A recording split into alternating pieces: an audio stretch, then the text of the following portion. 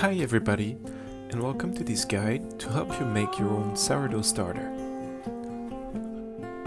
You'll find the details of this recipe on my website miammiam.app. To make sourdough only really takes two ingredients, flour and water.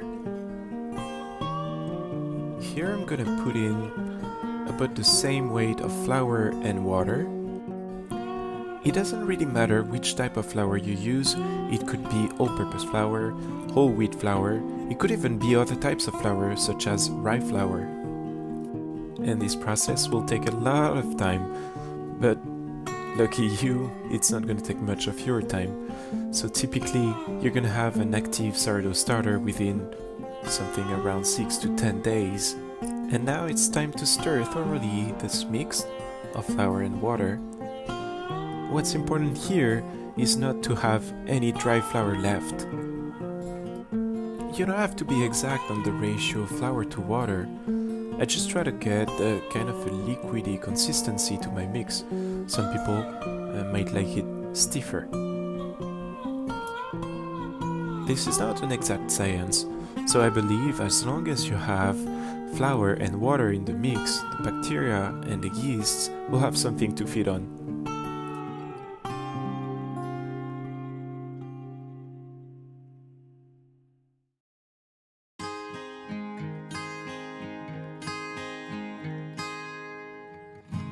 So this is it.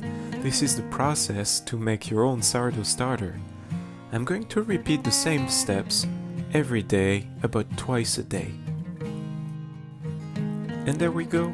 It's well enough mixed for this sourdough journey beginning. And I'm adding an elastic band just to measure the level of my sourdough starter and to be able to see if it has grown. And I just put the lid on without tightening it. On the next day's morning, I'll need to feed the starter once again. So to proceed, what you'll need to do each time you want to feed the starter is discard about half of it. So typically, I discard it in a compost, or as in this video, I'm using it for my next bread. It's not active yet, so it's just flour and water as a typical bread ingredient. Now all I need to do is just to refill with a little bit of flour and water, not as much as the first time, just enough to get to the same levels as before. So, when do you know you're done? Well, it's when you see your starter grow double its size in a couple of hours. You really can't miss it.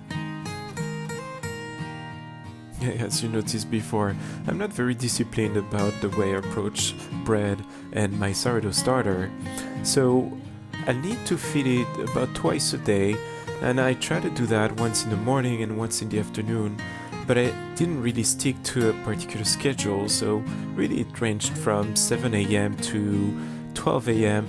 and for the second feed it was something between 4 p.m. and sometimes midnight, so you know, it's okay if you forget to feed it.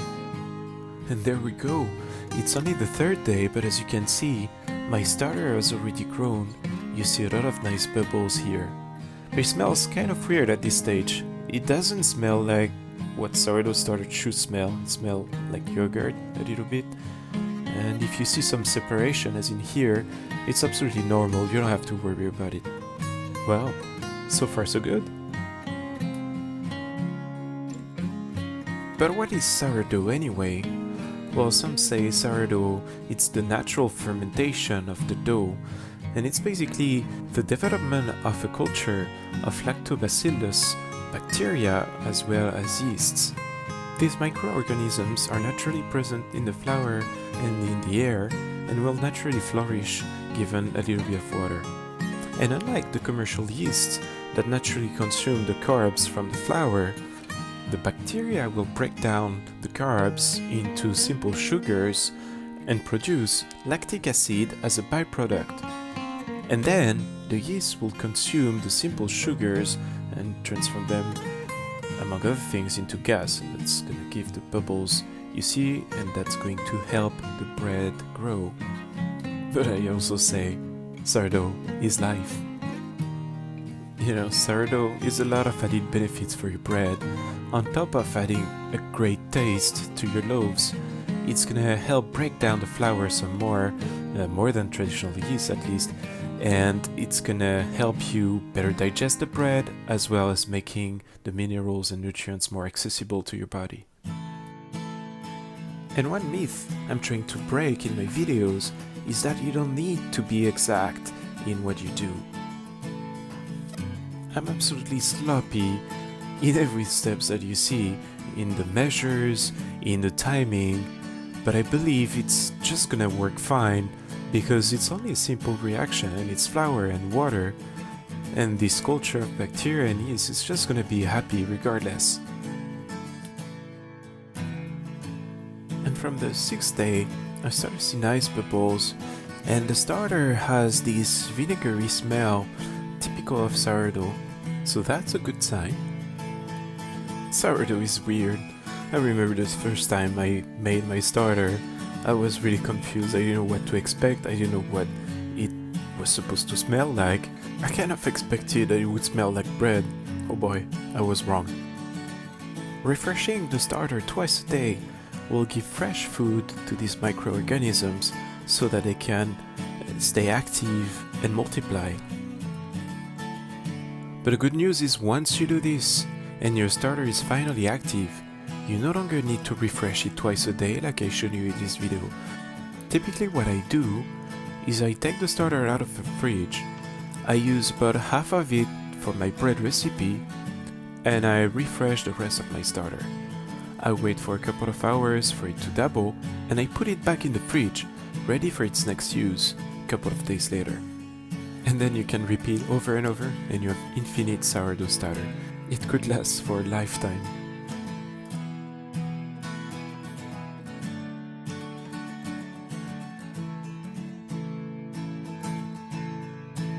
About a week in, I believe my starter is ready, but I just wanted to push it a couple more days just to see if I would gain some more volume. It didn't change much in the end, but I think it was worth trying. So once ready, if you leave your starter in the fridge, you can leave it up to, say, a week, maybe a little more, but I wouldn't go past 2 weeks. I think from then, the sourdough will probably die of starvation. So for 2 weeks leave, I try to put my starter in the freezer. Well, it was kind of scary. I had a hard time resuscitating it. It took me about 2-3 days of twice a day feeding, such as you see in this video, but I wouldn't recommend it really. And I've also heard about drying your starter. You just have to spread it on a parchment paper and wait for it to dry, and then you can put all the pieces in your freezer, and once ready you'll resuscitate it with putting it with a little bit of water, and it should do the job. Something to try, I guess. And there we are. It's the last day of this experiment, and I officially declare we have a sourdough starter.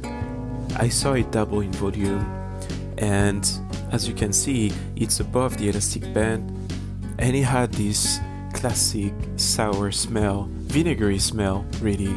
If it smells strange, vinegary, that's sourdough.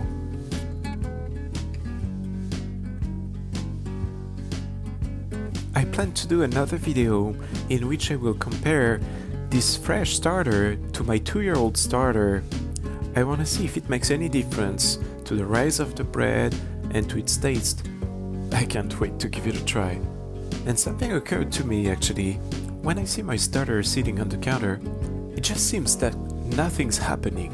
So I made this time lapse to see what was going on. And boy, I was really surprised. Look at that. Wow. And then it occurred to me, I think it's a good thing that my starter is pretty liquidy, because if it was stiffer, I think it would hold the bubbles much more and my starter would actually come out of the container, so not a good thing. I hope you liked this video, and I wish you a lot of success in making your own sourdough starter, and see you in the next video.